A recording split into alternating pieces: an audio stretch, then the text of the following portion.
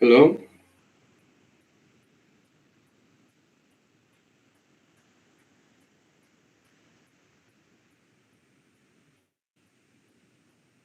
Hello? Yes, sir. We can wait a few minutes.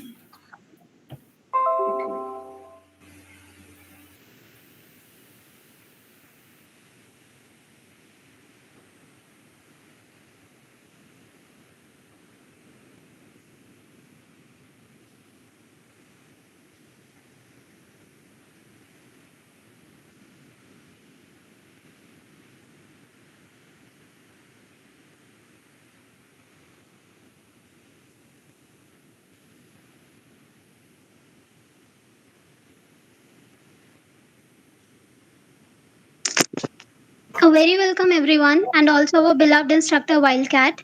Today we will be commencing with the fourth day of Intro to Ethical Hacking course. Previous 3 days have been a great experience for you as well as for us, and we will be continuing this march till we didn't succeed. So grab your keyboards and mouse guys, and with not much delay, let's begin with today's session.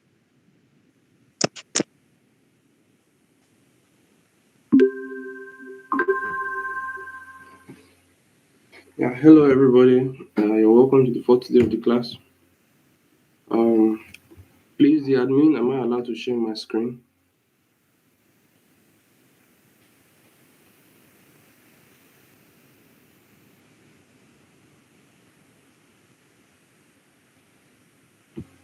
Yes, sir. Now you can share the screen.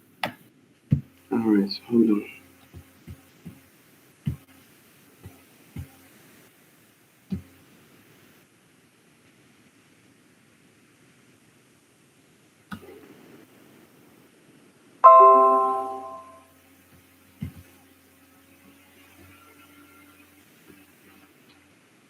Is my screen visible?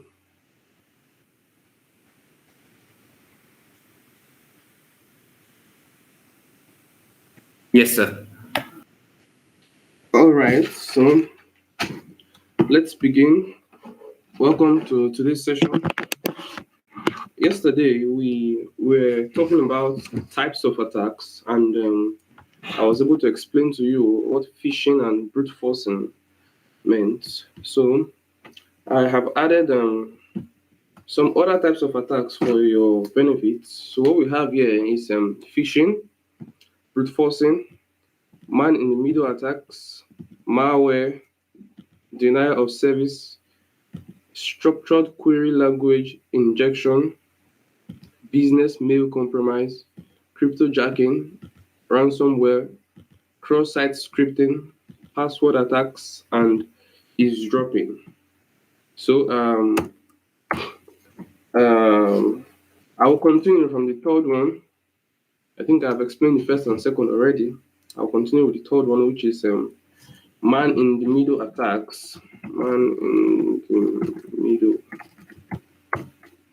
attacks. So man in the middle attack is where an attacker intercepts the communication between two parties in an attempt to spy on the victims, steal information or credentials, or alter the conversation. Please note that the man in the middle can actually alter the conversation or change the information that is transmitted. Man in the middle attacks are not very common because emails and chat systems use end-to-end encryption, which prevents third parties from tampering with the transmitted data, regardless of whether the network is secured or not. Most of you use WhatsApp here. I think you have seen something about end-to-end encryption. Have you? Yes, sir. Yes, that basically means that your chat with your friend, your family is actually encrypted. What is this encryption actually? It means hold on, let me make out something for you to see. This is it. Oh, no. Okay. Okay. I think I have to leave that. This encryption actually basically means if you type a text message, probably you type hello, and you want to send the message hello to your friend. When you send, it doesn't over the network. What you get is not a plain text. It is not hello. It's a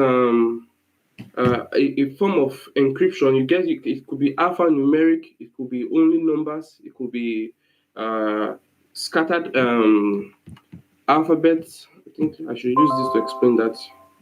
Okay, maybe from the sender's end, you send hello. Then on the receiver's end, you are going to receive, that is where the decoder is. You are going to receive hello. But what happens in between? What happens in between the place where you find your man in the middle? It is in the network. What you have there could be probably a bunch of random text or some alphanumeric stuff. You understand? So that is basically what encryption means. So that encryption on your network. So someone who is able to sniff into your network, who is able to get in the middle of the sender and the receiver, does not understand what is being transmitted. However, in some cases, you can save what is being transmitted, probably the alphanumeric text. You can save it, but then it is quite useless to you because you will need a decoder, especially formed decoder, to be able to decode that text. You understand? And that decoder is only known to the sender and the receiver. It is in the web app. It is in your WhatsApp messaging application from the sender and the receiver. You understand? So man in the middle attacks is, like I said before, is basically to spy or to steal information or to take credentials or to alter, like what I just tried to explain here, or to alter the conversation. Probably he's saying hello and somebody's in the middle of the network.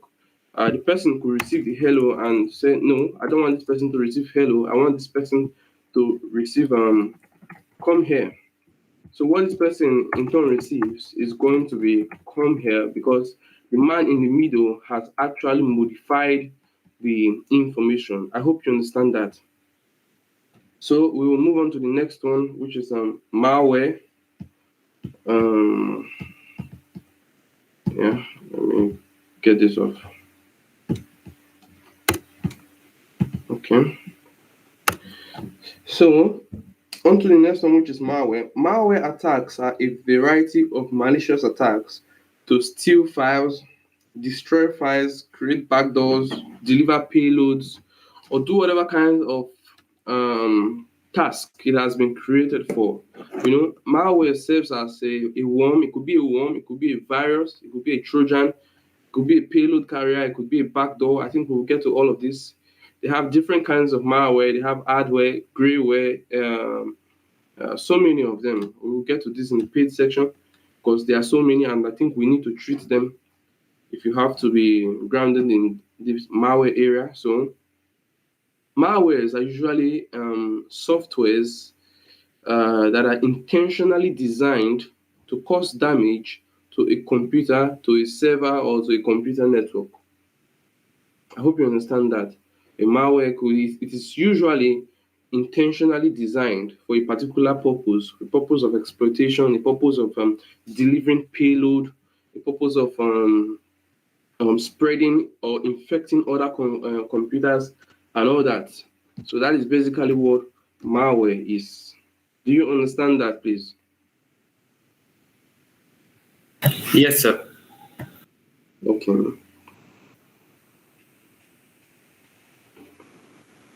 So then we will move on to the next. We can move on to the next one, right? Yes, sir, we can go. Okay. So we have DOS, which stands for denial of service. Yes. Denial of service is an attack that prevents a service or functionality from being available to its intended users. In most cases, servers are usually bombarded with too many traffic requests than they can actually handle, and this causes the services to be unavailable. You understand? This cannot actually be done with one single computer, with one single machine. So the attacker actually infects or recruits other computers to form a large computer network with one single aim, which is to send too many requests. You understand? To send too many traffic to a particular server. And this is called, or this brings us to what we have as DDoS. Let me write that here. This brings us to what we have as DDoS, which is called distributed denial of service. Distributed denial of service. Please note that. I'll explain again. For instance, I want to take probably I ordered something from Amazon and the products could not get delivered, and then they promised me they were going to refund my money, and then they could not refund my money, and I got pissed off. I got angry and said, "What am I going to do to Amazon? I have to revenge. I have to get back at them." You understand? Then I think probably I could cause a denial of service on their website, probably for 1 hour or 2 hours, and that will cause them to lose a lot of money. You know that. So what do I do? My single computer, my single machine cannot send too many requests to Amazon. My single machine is too small to send too many requests to Amazon. So what do? I create a worm, because worms are used to spread stuffs. I create a worm, create viruses and all that, and inject payloads and instructions and scripts in them. I use that worm to infect so many computers, probably in my country. I am able to infect about 10 million computers or 10 million machines, including phones, including laptops, desktop computers, and all that, and wristwatches that could access the internet. I am able to infect them. Then they are in my network. You understand? According to my written scripts, my instructions, I have to, like I said, they have to recruit them into my network. You understand? So I I have already instructed each computer in my script, each computer that I have infected, to send traffic requests. You understand? To Amazon. So if my computer is sending um, a total of let's say uh, 20 requests at once, 20 requests at once to Amazon, depending on your computer power or your computer resources. Imagine 10 million computers are sending 20 requests at once to Amazon.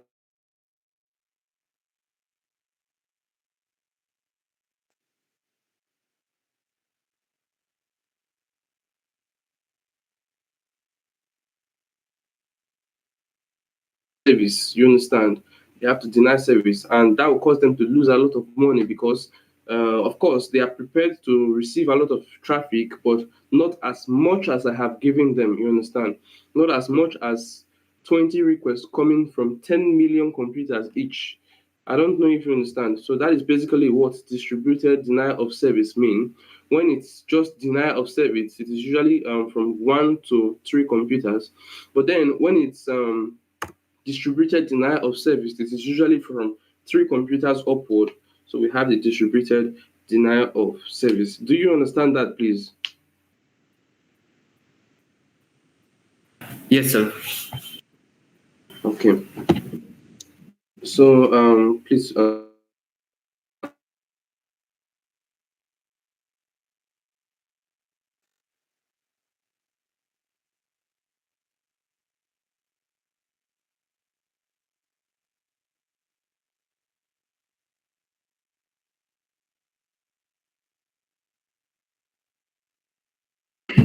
injection. Have you ever seen this? Have you ever heard of this before, please?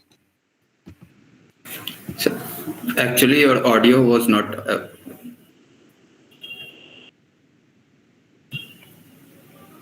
We didn't get it.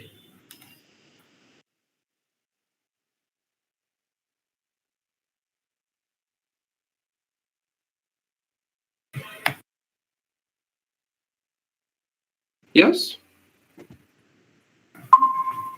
So we didn't Are get you your able to- audio. Can you repeat once more the last part? Okay. I'm asking heard of SQL injection. Yes, sir. We have heard about it.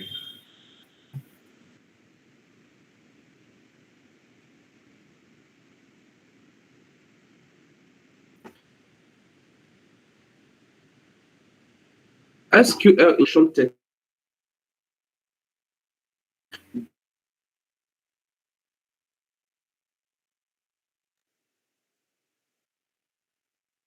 have to write down applications. This is like applications with databases, you understand?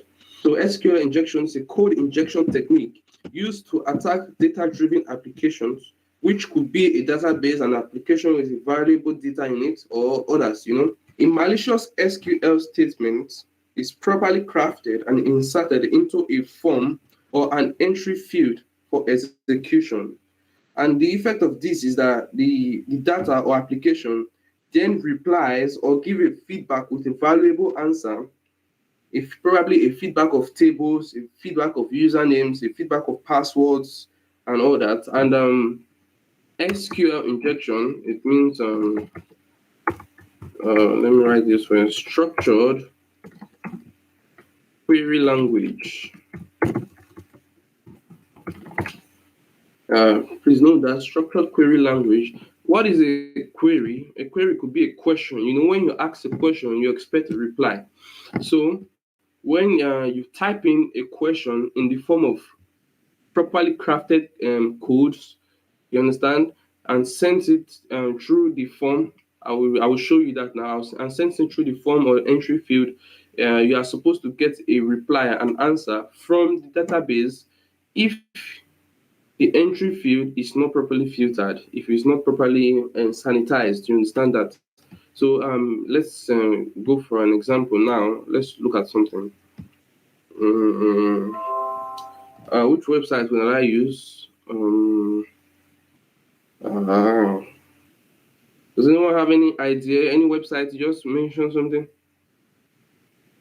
Okay, okay. Let me use Instagram. Instagram.com.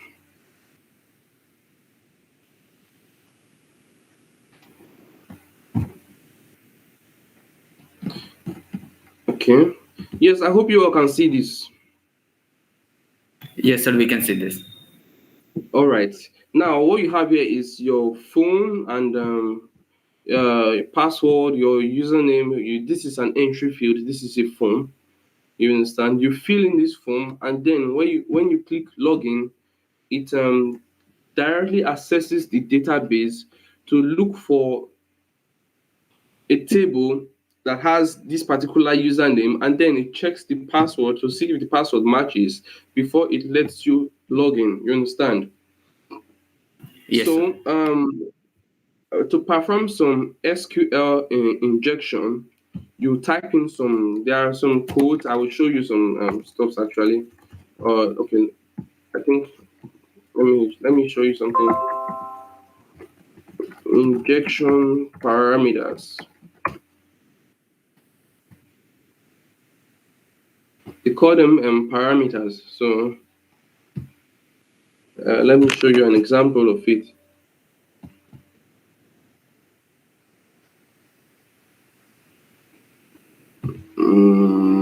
Yeah. Look at it here. This is a very good example of a parameter.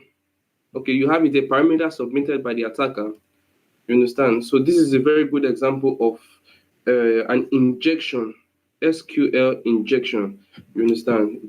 They are malicious parameters, and you put them in places like your entry field, and you press you click on login, and then it goes into the database, and the database, instead of replying, let me just show you something. Instead of your database to reply with something like the username you enter doesn't belong to an account, please check your username and try again, it replies with a very useful information about the entire structure, about Instagram itself, about the database. It could return tables for you, it could return passwords and all that, but then you can't actually find it in this platform. You can't actually get those feedbacks in this platform. So in which platform do you actually do this? I will take you there now. So yes, can you see my screen, please? Yes, sir. All right. So you have SQL Map. You do this here. Let me. Okay. SQL Map. Structured query language map. This is what is basically used. This is a tool in Kali Linux. I think we will go in depth with this. This is what you actually use to do stuff like this, and we will do this in the paid session. You understand? We will actually practice this and see what we can do so that you understand better and you know how to help yourself out. So this is the tool actually, SQL Map. I think, let me see if there is a manual for this SQL Map. Okay, this is an automatic SQL injection tool. Have you seen that for SQL Map? So here are the options. We will actually get to this. It's basically for accessing database and all that. Get passwords and things like that. So I think I have to go back. So that is it for the SQL injection. It just lets you return valuable data, you understand, and passwords and tables and things like that. So what we have next is the business mail compromise. Basically, this is usually in a form of spear phishing. I think I have to write that down. This is usually, sometimes it could be in the form of invoice scams. Other times it could be in form of spear phishing. You understand? So spear phishing, actually, it is a phishing technique that is directed towards a particular person. You understand? To maybe put towards the CEO of a company. You understand? You specially create a phishing stuff directly for a particular person. That is the meaning of spear phishing. You understand? Not just for a random person. So business mail compromise is I think I have explained that now. Mm, so business email compromise attacks, they are a form of cybercrime which use email fraud to attack commercials, government and non-profit organizations to achieve a specific outcome which negatively impacts the target organization. And BEC is usually used for financial scams and is delivered in the form of invoice or spear phishing spoof attack. Did you get that, please? Yes, sir. Okay. Basically, for instance, um, I want to get a list of employees from a particular company, and I know someone who's able to access it. I know someone in the company, probably the what they call these people again, head of resources. I think HRE or HR or something like that. I know someone who's able to access it, and probably his name is John Monroe. So I create a business mail compromise directly for John Morrow, probably in a call or a spear phishing attempt. Now, what this basically does is I act like someone, or I act like an official or an admin in the company, and I send him an email, a properly crafted email with a business email. I send a properly crafted email, and then with links and other things. If you are using spear phishing, you have to use links. If you are using invoice, probably you have to also probably use links also, or make a phone call from a particular number which is supposed to be recognized by the person. Uh, when the person actually falls for the trick, you understand, when the person actually falls for this, when John Morrow actually falls for the special phishing tricks, what I get is special details or protected details or credentials about the company. You understand? So this is usually targeted on companies, large scale firms, organizations, government places, and all that. So it is not. It's common, of course. It's common among companies and its affiliates. That is one thing. Probably I have two companies. Maybe the first one is called the company, maybe it's called, okay, let's say Facebook is uh pardon me please, what is this? Yes, so let's say the first company is called Facebook, and it has affiliation with Instagram, and also Instagram in turn has affiliation with probably let's say Amazon. In most times this is usually uh, delivered through affiliation. You understand? I act at, or I pose as someone from Facebook, and I send it to probably the head of resources in Instagram, and I tell the person, "Oh, hi, I am from Facebook, and there is something coming up, and I need some special details and all that. Can you send it? Click on this link, probably to." Be able to securely log in and all that, craft the email perfectly. And then the person actually checks it. Yeah, correct. I think there is probably an event coming up. So I think this is the person Facebook has sent, not realizing it is actually an attacker. So when the person actually falls for that trick, Facebook itself usually is not aware that there is probably a man in the middle, or there is probably an attacker who is impersonating them. Yeah, there is a form of impersonation when you're dealing with companies, because then you have to pose as a legitimate person, not just a legitimate person, but an official who has the rights to request for such information. I don't know if you get what I'm trying to say. Yes, sir. We can get it. Okay. So, then when this attack is successful, and probably I have communicated with the HR in Instagram, then I decide, oh, I'm not done yet, I have to move on to Amazon. Then I pose as the, or I impersonate the HR of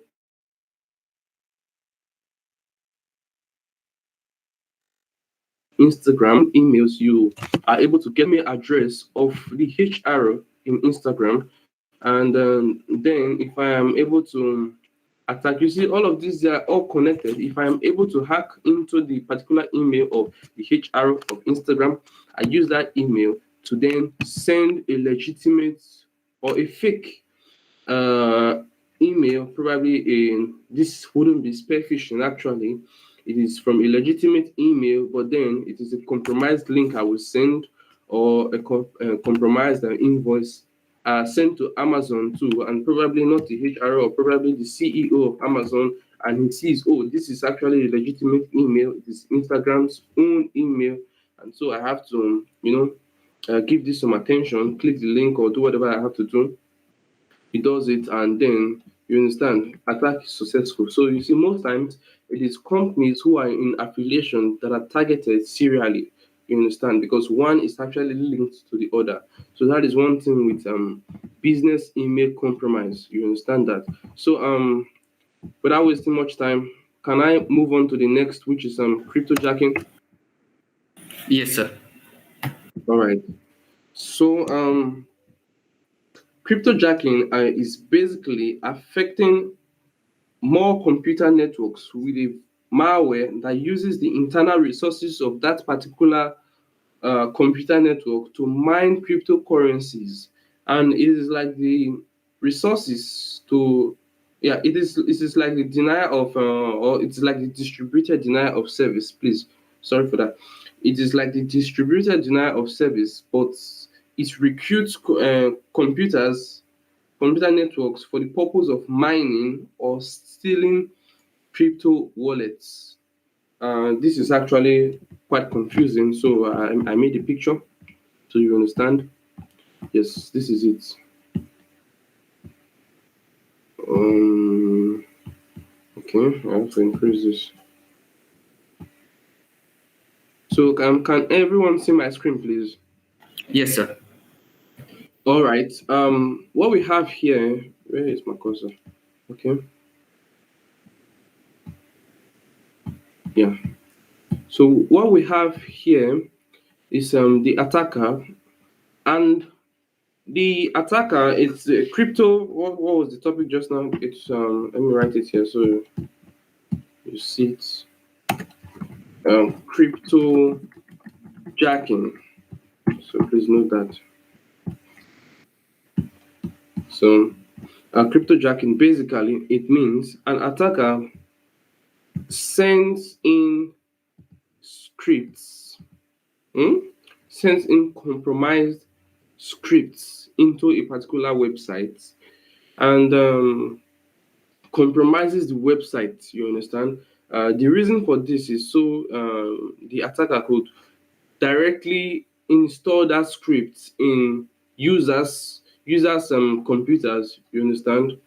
To be able to perform this attack. Please hold on a bit.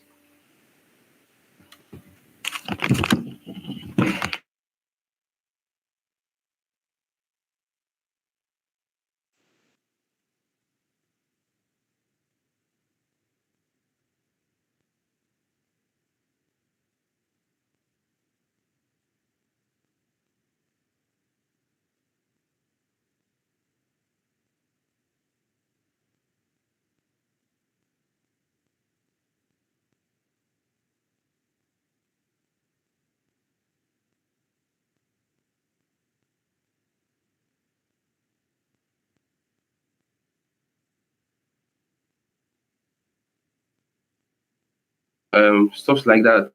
So when an innocent user like me and you, we access the particular website that has been compromised, which is a compromised website with crypto mining scripts embedded, his device or his machine becomes a mining machine, you understand? But then the common everyday user is unaware about this. That is one of the features of scripts.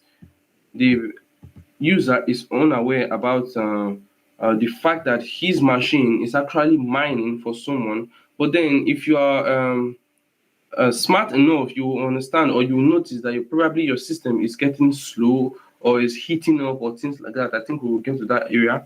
So then um, the user now has direct contact, or the user now has a direct contact with the cryptocurrency mining. The person is actually in the blockchain unknowingly. Yes, because the script has been executed in the person's laptop just by accessing the compromised website. So when the laptop actually gets the script executed, you now have direct contact with the crypto mining, whatever malware, and then you are actually mining for someone else and you don't even know that. Yes, you're actually mining for the attacker and you don't even know that. So I think I am going to explain something one after the other. So the first step actually in cryptojacking is the attacker actually compromises the website. This is the beginning.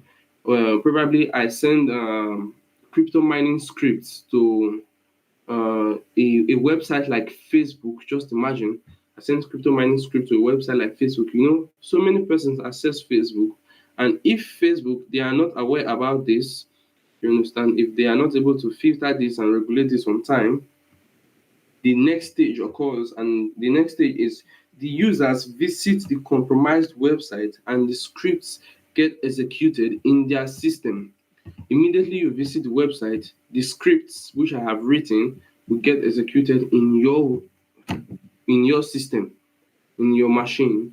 And then the third stage is the users unknowingly begin mining for the attackers. As we have it here. The users unknowingly begin mining for the attackers. Understand? And in the fourth stage, the mining script is directly connected to the user without the help of the website.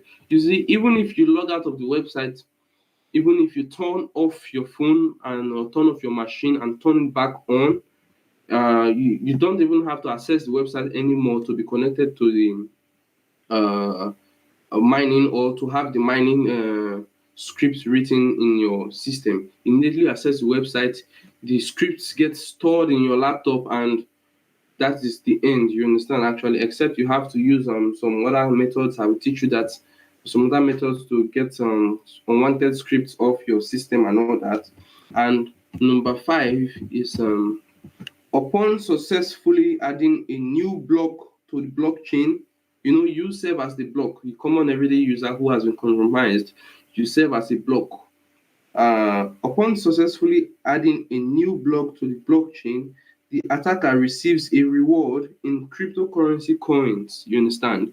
Now, imagine 10 million persons are actually using their system to mine for a particular attacker unknowingly.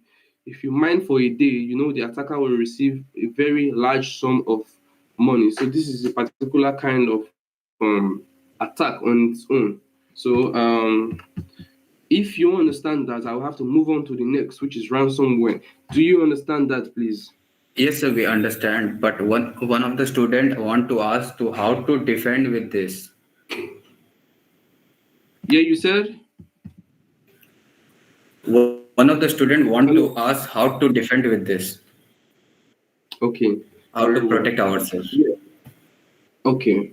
Well, for the fact that you have a large company like I used the example of Facebook just now. Yes, Well, sir. Facebook itself, they help you defend from this on their website.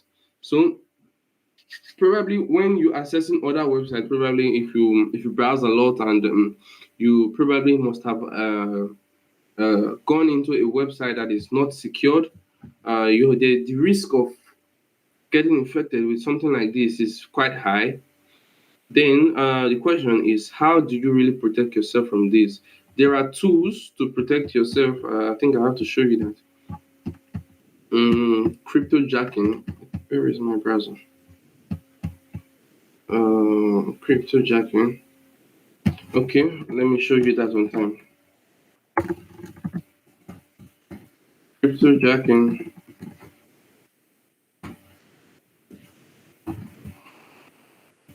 Um, eh, there are so many tools, prevention tools.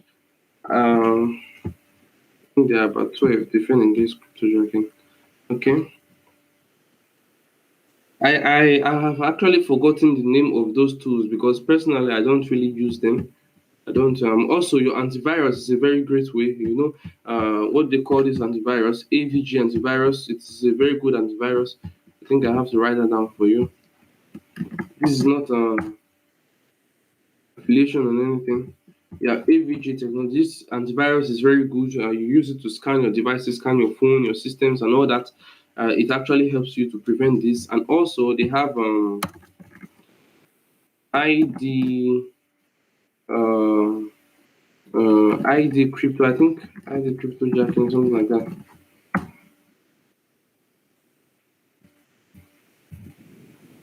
Um,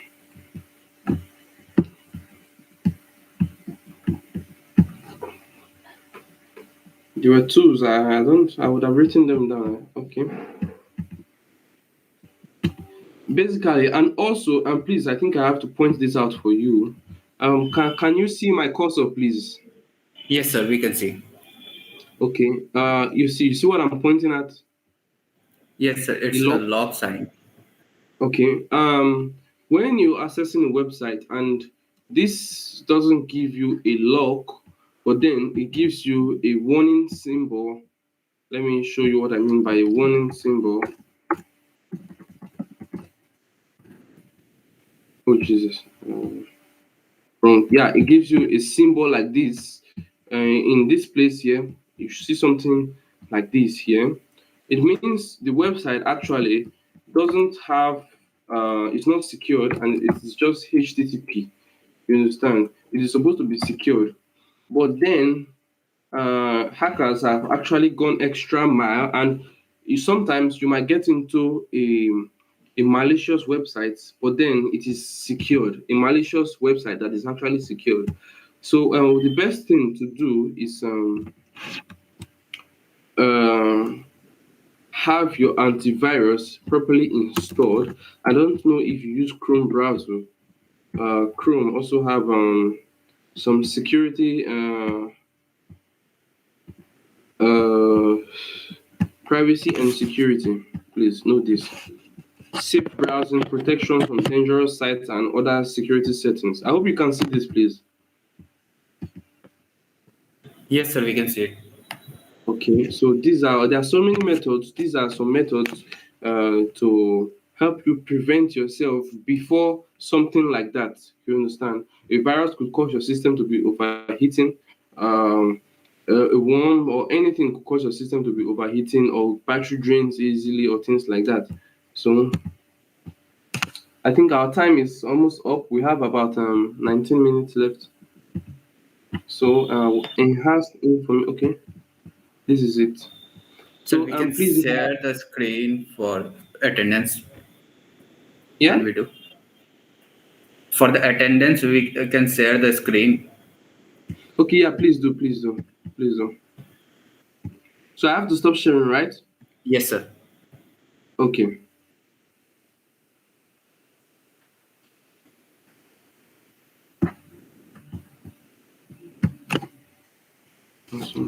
Exercise.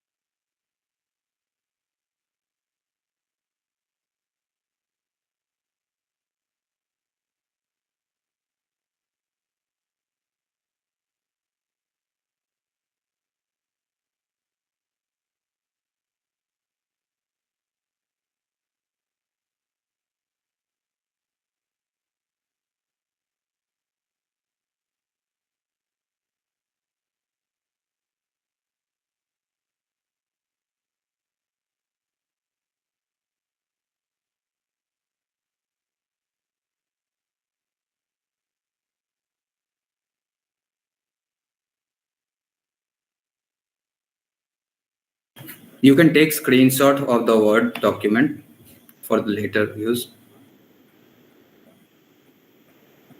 And the link will be present in the Discord channel also. Thank you. Yes, sir, we can go now. All right, I can continue, right? Yes, sir. Okay. Sharing my screen. Yeah. So, my friend, have I actually answered your question about security? Yes, sir. He replied that the query is resolved. Okay, please. So, what we have next is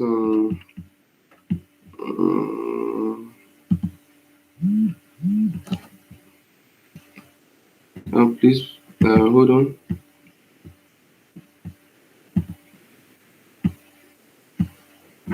So that is it for cryptojacking. Next thing is ransomware. Okay, I'll read that quickly. Ransomware is a malware that employs encryption to hold a victim's information at ransom. A user or an organization. What did I say? Okay, ransomware is a malware that employs encryption to hold a victim's information at a ransom. A user or organization's critical data is encrypted so that they cannot access files, database, or apps. A ransom is demanded to be paid in cryptocurrencies for anonymity purpose. You understand? And ransomware can spread through Wi-Fi. Also, a highly sophisticated version of malware can now spread itself through USB thumb drives. So basically, ransomware it encrypts your data, probably like in a company or in your school. Probably if it receives a ransomware attacks and after exams and it is time to publish results, then it receives a ransomware attack online. It might get its results to be encrypted, and they are actually very useless to the school because you cannot post encrypted data as results. You have to decrypt by using a decrypting key, which is only known to the person who has encrypted your data. But then, in some cases, it is quite safe, though it is not guaranteed, to pay up the ransom and get your files back. You understand that? So, ransoms are basically just encrypting someone's details. You have to be careful about this because it is not just large companies that are targeted, including your mobile phones, your laptops, anything could be encrypted by an unknown person, and then they ask you to pay a ransom in cryptocurrencies before you could get your data back. So this basically is what ransomware is. I think it is quite easy to understand. So does anyone understand? Yes, sir.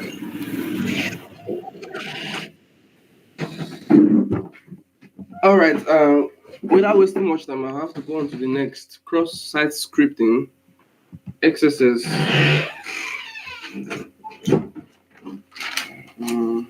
Okay.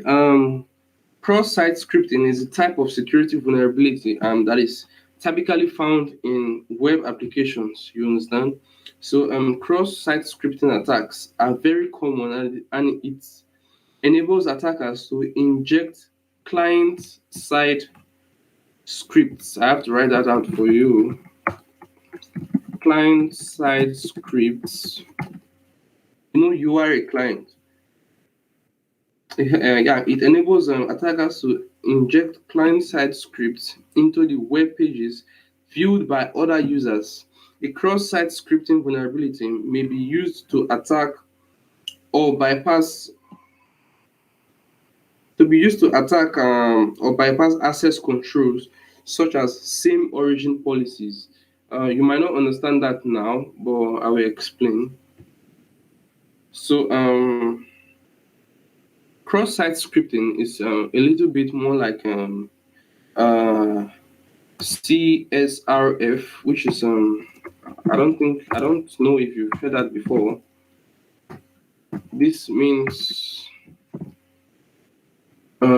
cross-site request forgery. Yeah, it is more like cross-site request forgery, and XSS is usually one of the most common attacks you have on in companies, in web apps and all that, because some companies actually do not take heed to actions or use methods to prevent excesses. You understand? There are different types of cross-site scripting. We have the stored cross-site scripting, we have the reflected cross-site scripting, and we have the done cross-site scripting. This the stored XSS is usually the most dangerous kind of cross-site scripting because it is persistent. Also, we have reflected cross-site scripting, which is non-persistent. You understand? It is another name for that. This is DOM. It's one I'm not usually very familiar with, so I think let me just go online to help you out with that. I think we have 10 minutes left, so I have to rush through this and explain what password attacks and eavesdropping. But this system doesn't turn off. So excesses.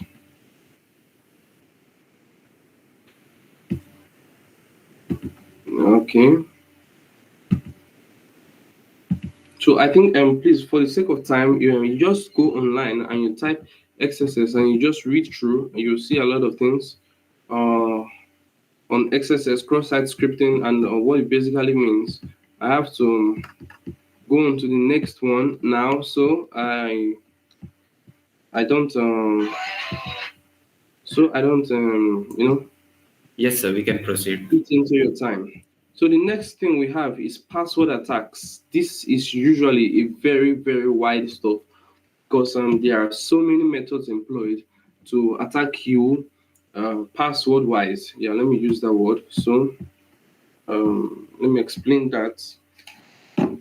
So password attack, it is a very common form of data breach, and it involves many methods of trying to steal user data by guessing your password, actually, by eavesdropping. You let me write that out. So okay, I think it's written already. By eavesdropping, by brute forcing. I think I explained brute forcing before. By man in the middle attacks, by sniffing. There is a particular tool used for sniffing. The same tool is used for eavesdropping. I think both are alike. So I will show you that soon. Then you have the online and offline methods of password attacks.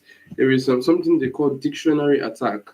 It is basically running, like I explained before, during the brute forcing. It is basically running a certain list on a form where you have to input your password, and then if you're lucky, you get the password in your list. So it is more like automated guessing. So password attacks are quite common. That is the reason why I have to show you this. That is the reason why when you are asked to create a new password and you type something like security, it tells you to add a symbol, right? You have to add a symbol, and it tells you also to add a number. So you have to add a random number, and sometimes it tells you that you have to add a capital letter. You understand? So probably you select the first one as the capital letter. You understand? The reason for all this is because I can remember very well. So many years ago, if you want a password, you simply type security and you're good to go. But then, as the years came by, they tell you to add a symbol, they tell you to add a number, and all that capital letter. The reason for this is because, of course, it has to be more difficult for attackers to be able to guess your password. And not just that, creating word list, when you are creating word list with a tool called Crunch, we will get to all this in the paid section. Let me show you this. So this is a Crunch is actually store a tool to generate word lists from a character set, thousands, millions, and billions of word lists. Please pardon me. Let me show you something. Yeah, set list is a a very large collection of multiple type of security lists password, usernames, payloads, and all that. Yeah, it is more like a already built word list. Yeah, that is I will treat this properly in a particular section. I think in number 5 module in our paid section we have word list there. So password attacks, it is usually very, very wide actually because so many methods are employed. Like I mentioned just now, dictionary attacks, it is quite common. It is quite similar to the brute forcing. So without wasting much time, I have to move on to the next and attend to other schedules. And also this, please, I have to explain this again so you understand. When you are creating a word list, uh, probably you have to use from A, B, C, D, E, F. It starts there. Probably you're creating a word list of 6 characters. Then to the next one, it creates A, C, D, E, F, and just like that. At the end of the day, you're going to have about 999,000 possible combinations. Yes, I don't know. Those of you who have done maths or engineering, mathematics, I'm sure you should know what permutation and combination is. Have you heard of that before? So a few students might be not familiar with this. Okay. Permutation and combination. Okay, I will explain that in simple terms. Combination is, okay, let's say, in how many ways can A, B, and C be arranged? A, B, and C can be arranged in so many ways. It could be arranged in A, C, B. It could be arranged in B, C, A. It could be arranged in C, B, A. You understand? So that is basically what I mean by a combination. How many combinations can you get? So that is a very, very important logic when it comes to your passwords, because this same security at 342, I could also write it as 342 at, then I spell security backwards, which will give us this. Am I right? I could also write it in this way. So when creating a word list for a password attack, and this is the original password. Let me write that. This is the original password. If I end up creating something like this, the created one, and I run it probably through brute forcing, or I guess the password, whatever, it is not going to log me in because it is actually wrong. So it has to be exactly this way. And if it has to be exactly this way, the fact that you have a symbol here, the fact that you have a number, you understand, a set of numbers, 349, and the fact that you also have a capital letter, it makes it more right now. It makes it more difficult to guess. It makes it also more difficult to create a word list, you understand, with the possibility of having this particular password in it. You understand? It makes it more difficult to guess, makes it more difficult to have this word list and all that. But then if there is someone actually eavesdropping through your shoulders, probably from behind you, while you are typing your password, they will see the actual password in which you are typing. And that is the reason why in most cases, when you are typing your password, okay, let me go to Instagram, www.instagram.com. In most cases, when you are typing your password, you get this bullet symbol. Probably I want to type a password and there is someone who is actually eavesdropping from my shoulders and I want to write security. I hope you notice this. The bullet sign, the bullet symbols or Yeah. Can you see this, please? Yes, sir. Yeah. In case there is someone actually eavesdropping from your shoulders, yeah, you be able to. The person won't be able to see it. But then, if you are sure that there is no one eavesdropping from your shoulders, you show to confirm that yes, I have written the actual password. That is the reason for all this. So it's good that you know them to be able to prevent password attacks from happening to you. How much time do we have left? I think just about a minute. So I think I have to specifically explain what I mean by eavesdropping. So sometimes, most times, eavesdropping might not just be through your shoulders. It could be on your network, probably your Wi-Fi. You understand? Probably you connected to somebody's Wi-Fi and you're browsing or you're typing, or you're about to log into Instagram. Whatever request you send goes to that person's Wi-Fi first before it goes to the internet.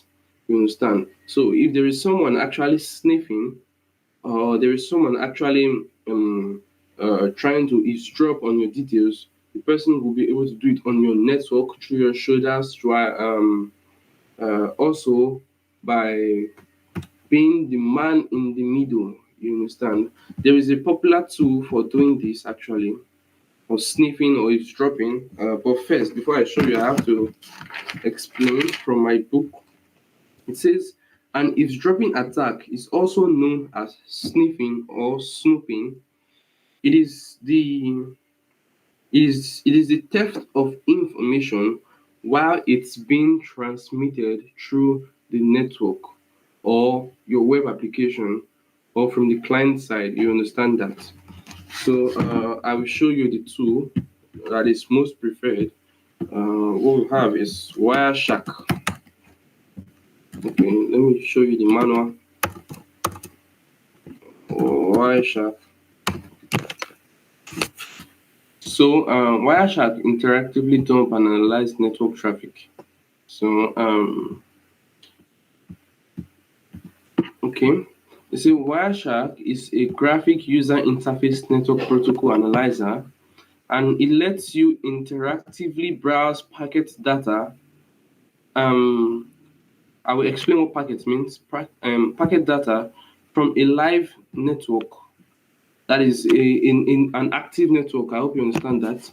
From a previously saved capture file. You understand?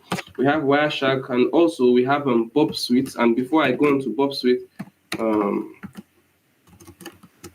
man, Bob Suite. I told you I'm going to explain. Okay, Bob Suite doesn't have a manual. Okay, I think I will just run that directly. So I told you I was going to explain what I meant by packet. Basically, a packet is uh, your your bytes of information sent across your network. You understand? When probably you're sending a message from WhatsApp to the next person, what you're sending is a packet. You understand? That packet contains your information, contains your IP address, contains the location, and blah blah blah blah blah. It contains so many things, where it's coming from, where it's going. I think I will explain more of that. There is what they call time to leave in packet and all that. I will explain that in the paid section. Um, lastly, for eavesdropping, I told you we have Bob Suite. So this is it. Very. This is the community edition for Bob Suite. Please close.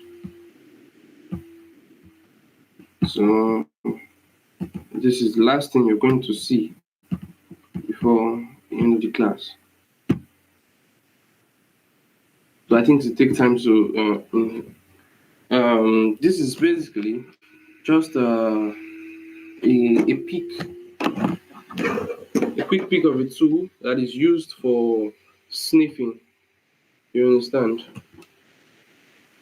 So okay, intruder. We have intruder here. You understand? Probably to sniff. You have your repeater what I want to show you is your prosy. Okay, you also have the prosy. Prosy is something to act like a man in the middle, something. So I will deeply explain this and use them on my screen so you see them in the paid section. This is just a free introduction. And also, back to our stuff, yeah. So I think I've explained all of this. What we have next, that is going to be treated, I think tomorrow, is please hold on a bit. 5 minutes into your time.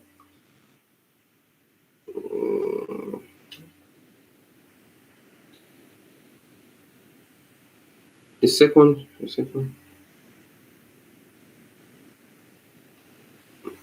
God, I'm hungry.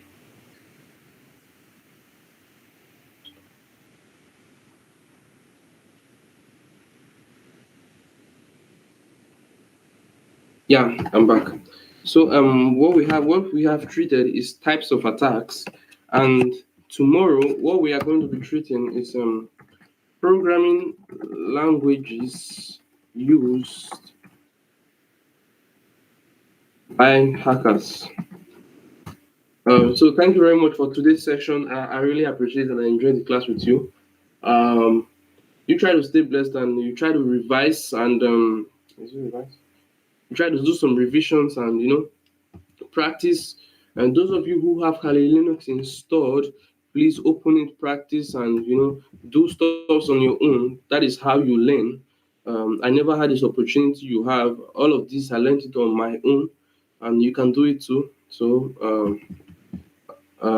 you take care, and I will have to say bye now. So admin, is there anything you want to say? It was an amazing session by you. Thank you, sir, for teaching us ethical hacking. It will surely help every individual.